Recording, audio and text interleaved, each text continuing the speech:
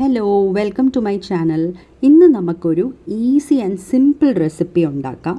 പക്ഷേ ഇത് നല്ല സ്പൈസി ആയിട്ടുള്ളൊരു റെസിപ്പിയാണ്. Spicy mushroom masala.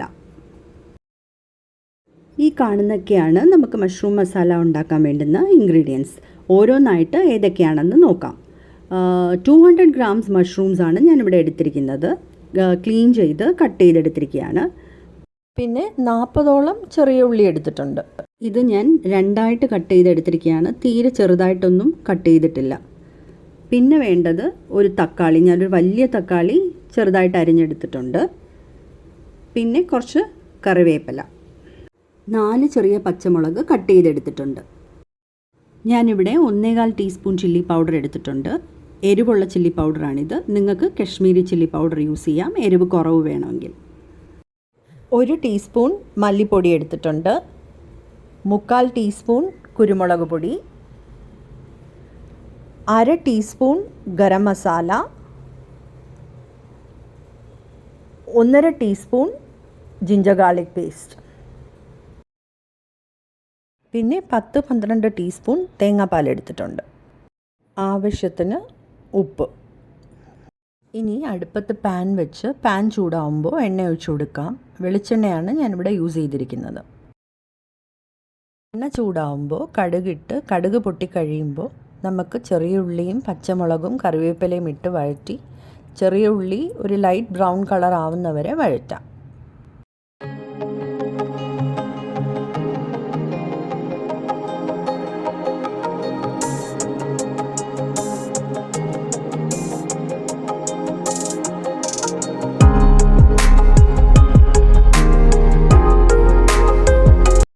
കുറച്ച് ഉപ്പും കൂടി ആഡ് ചെയ്ത് കൊടുക്കാം. നമുക്കപ്പോൾ പെട്ടെന്ന് വഴന്ന് കിട്ടും.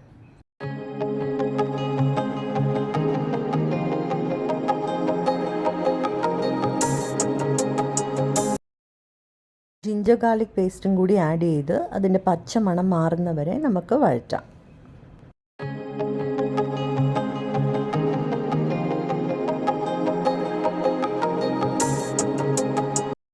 ഇനി ഇതിലോട്ട് തക്കാളിയും കൂടി ആഡ് ചെയ്ത് തക്കാളി നന്നായിട്ട് വെന്ത് ഉടയുന്നവരെ നമുക്ക് വഴറ്റാം. നന്നായിട്ട് കുക്ക് ചെയ്തെടുക്കാം.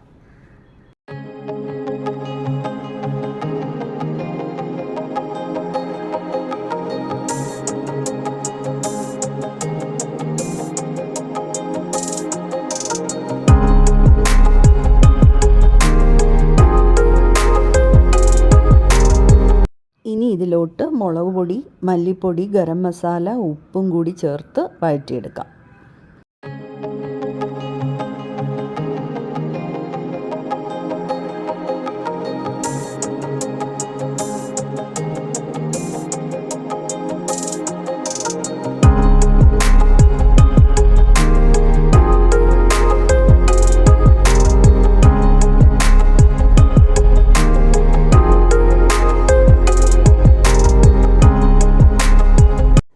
ഇനി ഇതിലോട്ട് മഷ്റൂംസും കൂടി ആഡ് ചെയ്ത് വഴറ്റാം.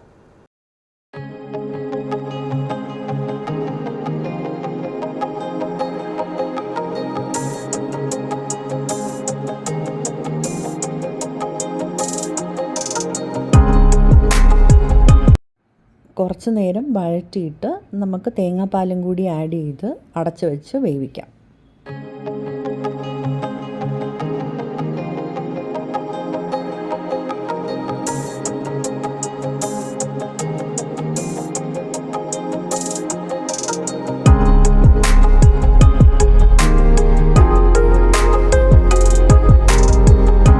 ഒന്ന് തുറന്ന് നോക്കി ഉപ്പ് വേണമെങ്കിൽ ആഡ് ചെയ്യാം.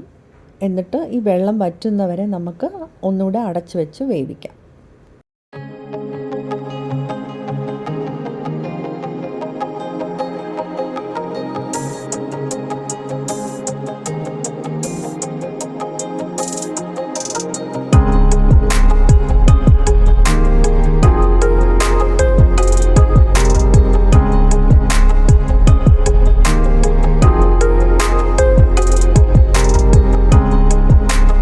മഷ്റൂംസൊക്കെ വെന്തിട്ടുണ്ട്.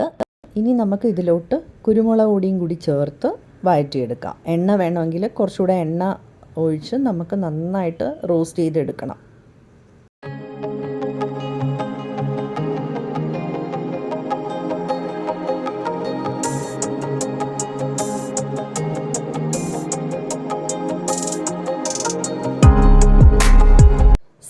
സ്പൈസി മഷ്റൂം മസാല റെഡി ആയിട്ടുണ്ട്.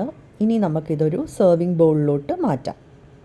പച്ചമുളകും മുളക് പൊടിയും ഒക്കെ ഞാൻ ഈ പറഞ്ഞ അളവ് തന്നെ എടുക്കണം എന്നില്ല. എരിവ് കുറവ് വേണ്ടുന്നവർ കുറച്ചെടുത്താൽ മതി.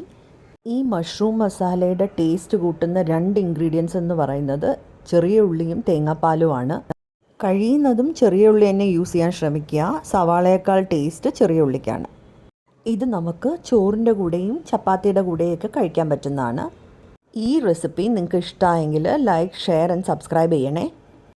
ഒരു ഡിഫറെൻ്റ് ആയിട്ടുള്ളൊരു റെസിപ്പി ആയിട്ട് ഉടനെ തന്നെ ഞാൻ വരുന്നതായിരിക്കും. Thanks for watching. ബൈ.